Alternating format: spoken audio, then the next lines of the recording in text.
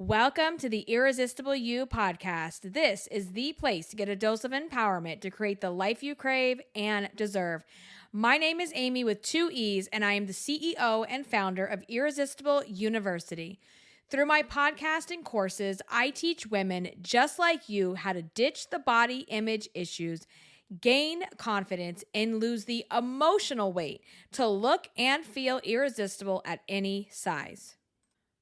Welcome to the podcast. This is episode 211 of the Irresistible You podcast. All right, guys, it is that time of year again. We have officially sprung forward here in the United States, and I am not ready to spring forward. I'm not ready to spring forward yet. I don't know about you, but it annoys me. I don't like losing my hour of sleep. I'm all about, the summertime. I love getting, the dark coming in later and everything like that. But this period of time that you have to go through with the whole springing forward, it's just not my vibe. I'm not into it. I don't like it. I think we should do away with it.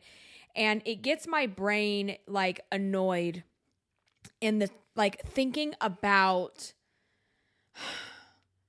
how fast life is flying at us, right?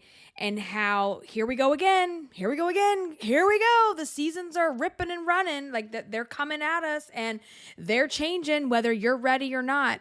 And I feel like this has been such a topic and theme for me lately. It's just, it's a little ridiculous. I'm just always constantly feeling like there's someone on my back. And this person has their hand and they're just shoving me forward and forcing me to move ahead. And it's I don't know. I just settled into my hibernation era with winter, and I'm not really ready yet. I'm not ready to spring forward. I'm not ready to pull the weeds out of the flower beds. I'm not ready to, dust the dust off the outside of the house. I'm not ready to do all the spring cleaning. I'm not ready to open the pool. And it's so funny because, looking back 6-7 months ago when we closed the pool and we closed outside, we didn't close outside, but you know what I'm saying? We closed the backyard up, right? And we had the pool covered. It's such a sad day. It's such a sad day for me when the pool cover goes on and even before the pool cover, that moment when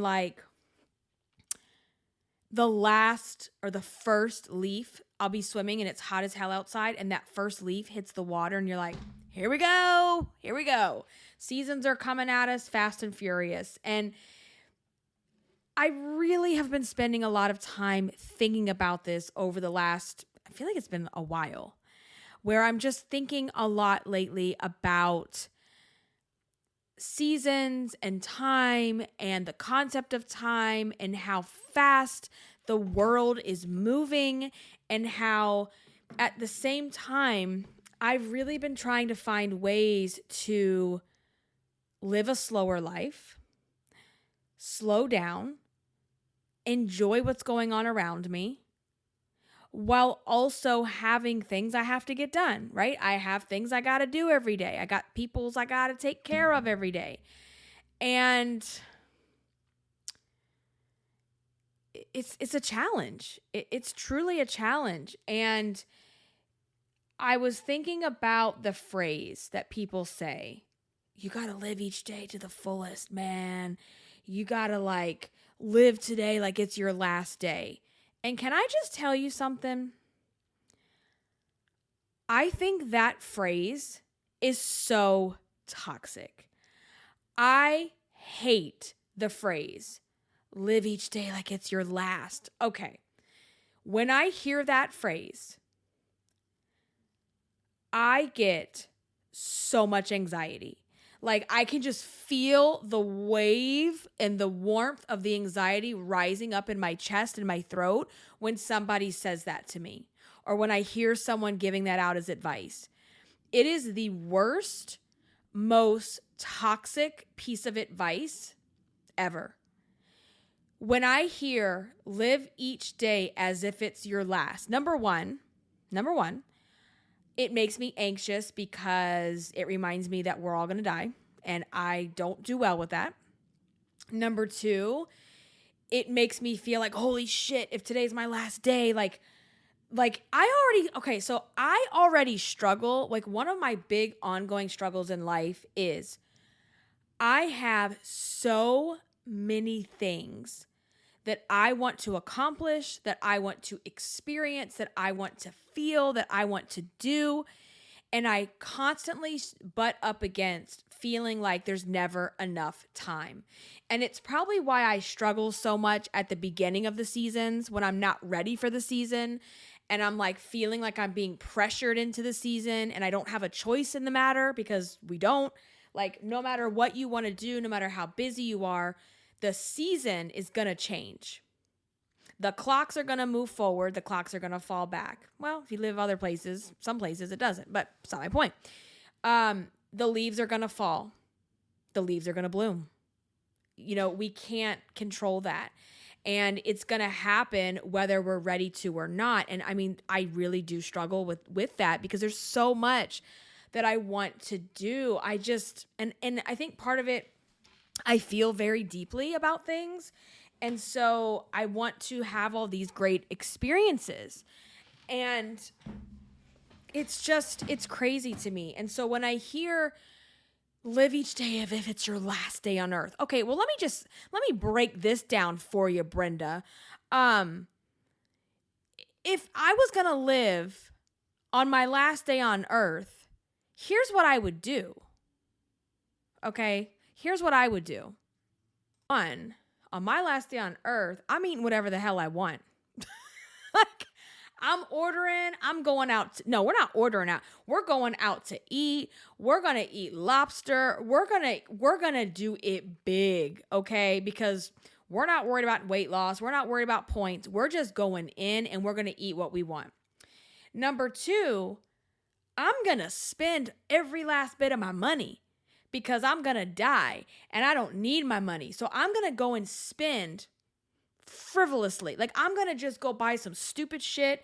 I'm going to go do whatever I've ever want. Like, I'm going to just go spend all my money. We're going to rack up credit card debt because we don't give a shit anymore about our credit score. We don't give a shit anymore about debt to income ratios. Speaking of income, number three, I sure as shit, no offense, I'm not going to sit behind a desk and work. I love y'all. I love my podcast. I'm not going to sit here and record a podcast. I'm not going to sit here and work for clients. I'm not going to do any type of work. Okay. Number four, I'm not doing laundry. I'm not worried about the mess in the house. I'm not worried about crumbs on the floor, because if we get ants because there's crumbs, who gives a shit? I won't be here to clean it up. I'm not worried about clutter. I'm not worried about reorganizing the kids' toys and shit. Don't care. If it's my last day on earth, I'm just going to do whatever the hell I want. Now, okay, I'm not stupid. I get the gist. I get the gist of the saying, of the phrase, right? I get what they're trying to say. Meaning, all these little things in the grand scheme of life don't really matter. Live each day like it's your last. Okay, but we can't actually live each day like it's our last. We have jobs. Like, money is oxygen. You need oxygen to breathe. You need money to survive. How you going to eat, girl? You need to make money. So you got to have a job. You got to bring in an income. Okay, you have to save that money to pay bills. You have to save that money to, for whatever it is you're trying to save up for. Make yourself a little savings, college fund, vacation fund, rainy day fund. We can't just go out and spend all of our money as if we won't be here tomorrow, because we're going to need that money tomorrow to go pay the bills, to go buy ourselves some food. Okay. Number three, I'm not going to just eat whatever the hell I want because I selfishly want to indulge in these items. I'm not going to be able to go do that unless my plan is to be a contestant on my 600-pound life. I can't afford to go eat whatever I want every single day. We can splurge every once in a while.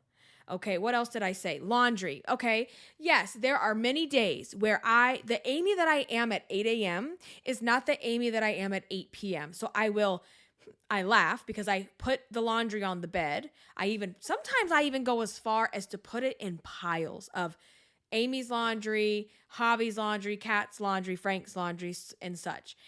And then the nighttime comes. And nighttime Amy is like, oh, hell no. And just throws it on the floor next to the bed. And it happens, right? I don't really care if the laundry isn't done every day.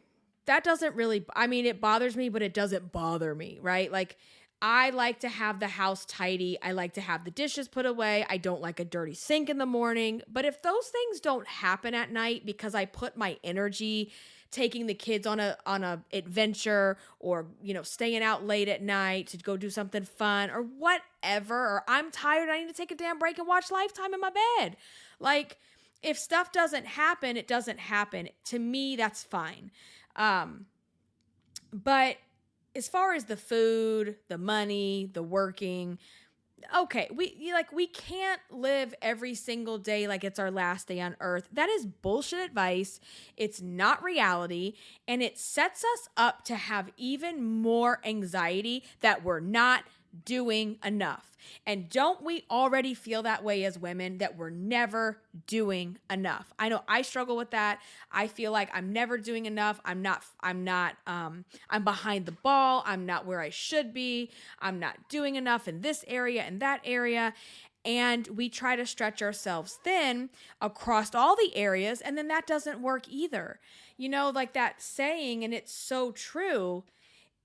Here's a great example. If I'm spending time with my kids, what in my life that I also care about takes a hit because of that? Well, here's a great example. On Tuesday mornings, I take my son to a mommy and me art class. We've been doing this for like almost a year now. And it's great. Like it's bonding time for him and I. It's just him and I because Kat is in class. And it's a 30-minute class, but when you factor in the getting ready, the getting there and getting home, it's always at least an hour. And that is a sacrifice that I am taking time. I already don't have a ton of time, in my schedule, my work schedule like I used to because of, child care and such, right? Like with Frank and I's work schedules. So that hour that I'm taking away, that's a sacrifice, but I'm willing to sacrifice it. And my point of that is, if I'm not at work and I'm with my kids, I'm not accomplishing my work stuff. If I'm at work and Frank, there has been times where I just can't do it. And Frank will take him. And I get really sad when I'm happy for them to spend that time together, but also like I see the pictures and I'm like, I should be there. I should be there. I should be there with them. Like the two of us should be there. So there's always a trade-off. So we always feel like we're not doing enough anyway. And this notion of live each day like it's your last. Like, no, bitch. I don't want to live each day like my last, because that would cause more anxiety than I already deal with. And quite frankly, like, if I lived every day like it was my last, it would be super chaotic and insane. I would be broke. I would be really fat. I would be bankrupt. I wouldn't have very many people that like me. Because here's the other thing I was thinking of. If I lived every day, like if it was my last day, I would tell people exactly what I'm thinking. And that doesn't mean I'm fake and phony and like there are certain people I choose to remove from my life and not be around, whatever. But there's this movie, and oh my God, I can't think of the name of it, but I think it's the kid, it's the Harry Potter guy, and he all of a sudden, everything that you think in your head about people, like when you walk in a waiting room or a train or whatever, he just starts saying it. And I'm like, that's exactly what I would do. Like, so people that I don't like, even just like strangers, I would just say what I think. And so nobody would like me. I would be broke. I would be extremely fat. I would be miserable. And yeah, I don't want to live like that. I don't want to live as if tomorrow was my last day. I think it's stupid advice. But I get the gist and I get where they're going with that. However, what I think about is, every day for the most part, the average day is going to feel mundane. It's going to feel routine. And quite honestly, for someone like me, I find peace in the routine, even though sometimes I need to break the routine so bad I want to scream, and that I'm going to get to that in a second. There is peace in the mundane. There is peace in the routine, right? And so this is why I believe we can't live every day like it's our last, but we have to build things into our schedule to live our life to the fullest. What are things that we can do what are things that we can do in our everyday schedule, things that we can schedule out that we can look forward to so that we can live our life to the fullest. And so there's a couple of things every day that I think are really important that we incorporate. And I am so annoyed because I had written out this whole post. I had written out this whole podcast. I had amazing notes. And I never hit save draft in WordPress, and my internet crashed, and I lost my draft. So, lesson learned, I'm no longer putting my notes in WordPress anyway, because if you don't hit that button, it won't save your drafts. I know you really don't care about that, but I'll just keep making my notes in Google Docs because regardless of what happens, it will save 3 words if I wrote 3 words on a page. So, anyway, where I was going with this is a list of things that you should do, that you should try to do every day so that you can become and live the best version of yourself. Because at the end of the day, that's what we should strive for, right? We should not be striving for this unrealistic bullshit goal of living every day like it's our last. We should be striving to become the best version of ourself. And we do that in the mundane. We become the best versions of ourselves. We become irresistible you in the mundane, everyday routines of life, right?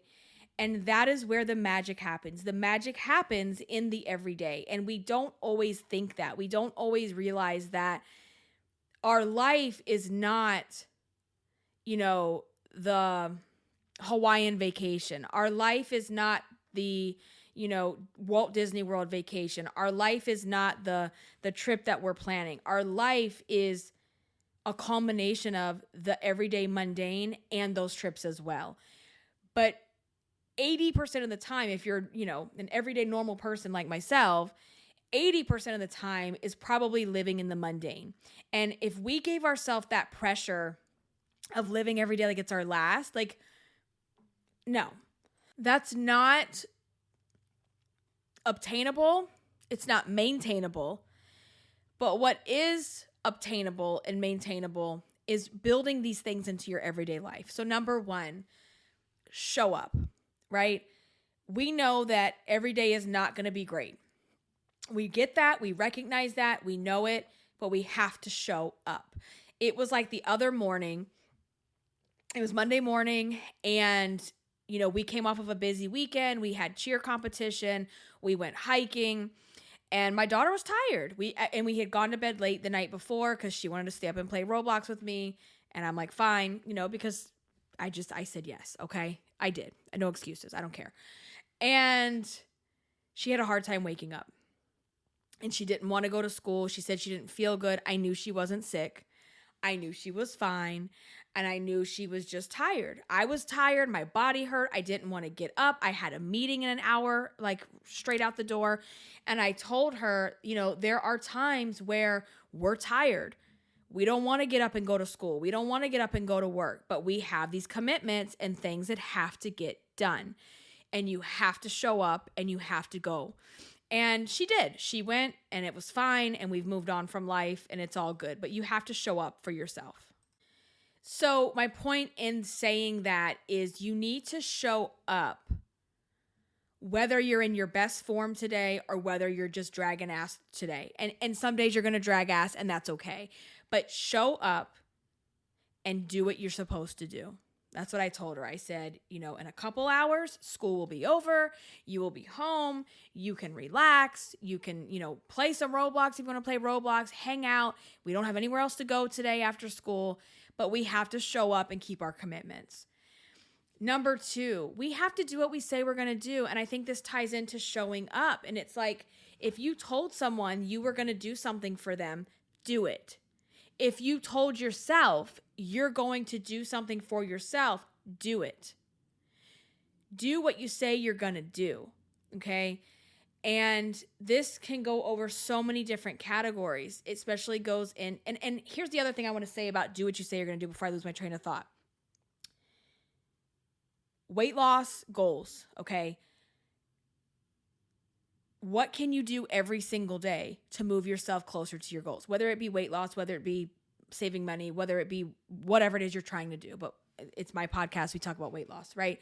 So do what you say you're going to do. And when you do that, even though you may not be anywhere near your goal, right? It makes it harder when the seasons do change and you're not where you want to be, right? The season changes and you thought I even said to you guys in one of my podcasts, hey, maybe by spring I'll be in Wonderland. Your girl is not in Wonderland. And I'm going to share this week I'm actually sharing a new 10 pounds, 10 times update with you. I'm a lot further ahead. I'm not in Wonderland.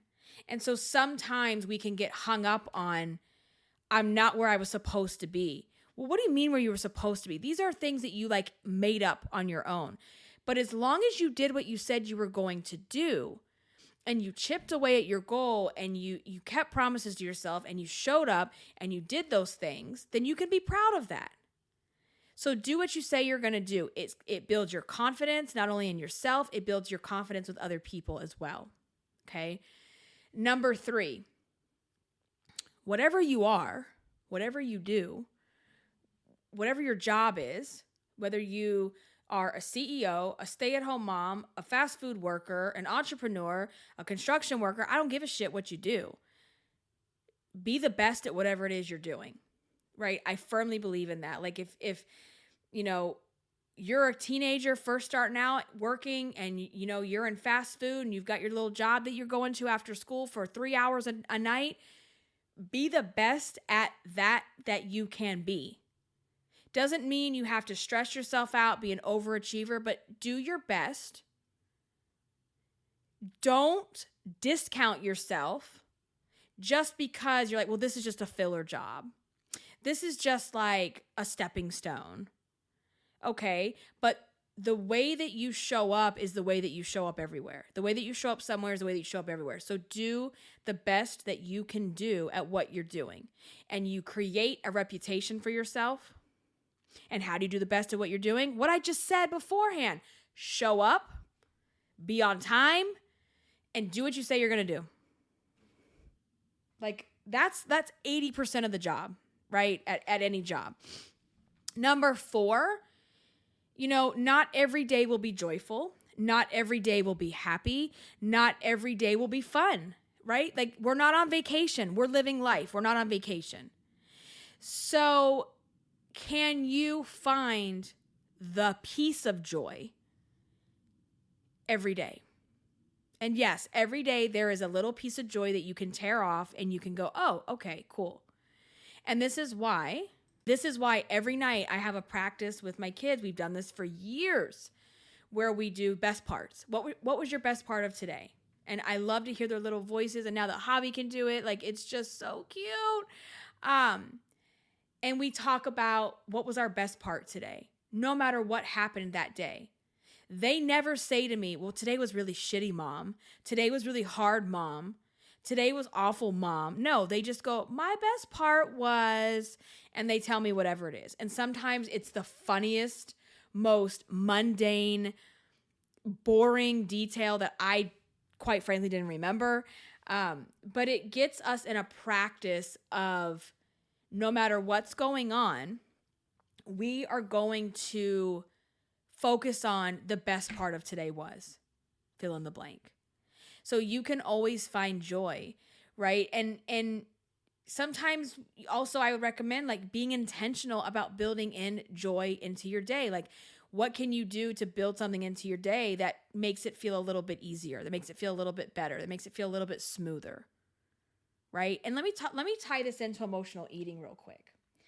When you're emotionally eating and you are allowing yourself to just binge and go in on every type of food and not care, it's because you've lost a sense of boundaries and control. Okay, so you're allowing yourself to just be crazy with the food. But when you start to build boundaries with yourself and with your food, and you're like, I can't have that right now, I can have it later, right? Or you tell yourself, I really need to have a piece of chocolate every single day. But the old you, right? The old you was having chocolate at every snack time, every meal time, every time. But when you build that in and say, listen, I'm going to have some boundaries. I'm going to have this chocolate after dinner. Now you have something to look forward to. You have this little thing of joy built into your day. And when it becomes something that you only have once in a while, whether that once in a while is after dinner or once a week on Fridays, or, whatever, you have these little bites, no pun intended, these little bites of joy built into your days. When you don't have any boundaries, it just all blends together and it's all the same. And you're used to just getting whatever you want when you want it. And there's nothing special about that. Not having boundaries feels chaotic. And you know what? I just had an aha moment. That whole concept of live your life, live today like it's your last day on earth or whatever. I just had this aha moment. And that's why it feels that way to me. It feels anxiety giving. It's giving chaos, anxiety. Like, it makes me feel chaotic. It makes me feel anxious. And you know why? Because if you were to live your day, if you were to live your life like today is your last day, you have no boundaries. You have no boundaries. You have no one telling you no. You're not telling yourself no. You're not putting boundaries around anything. And that to me feels chaotic. And doesn't emotional eating feel the same way? It feels chaotic and anxious because you don't have boundaries. You don't know how to tell yourself no. You don't know how to delay joy. You don't know how to tell yourself not right now, but maybe later. Aha moment. I love it. I love when that happens in the middle of like talking this stuff out. All right. So next, we know this one, stop waiting for the wait. Stop waiting for the wait. To me, my version of live every day like it's your last is really stop waiting for the wait. Like, stop. That's like the healthy way of it, right? Like, stop putting things on hold. Stop waiting for all conditions to be perfect before you move forward. Stop waiting for your body to be, this number or this size before you can do the things that you've always dreamed of doing. Like, you got to just get out there and do it, right? So stop waiting for the wait. Don't allow the wait to hold you back from where you wish you could be in life. Also, you got to stop surrounding yourself with toxic people and toxic situations. Like, that's going to suck the life out of you. You've got to stop doing that. And toxic situations also include yourself. Toxic situations also include you sitting on the couch, feeling sorry for yourself, shoving the food down your throat and promising yourself tomorrow, I'll start over. My life will begin tomorrow.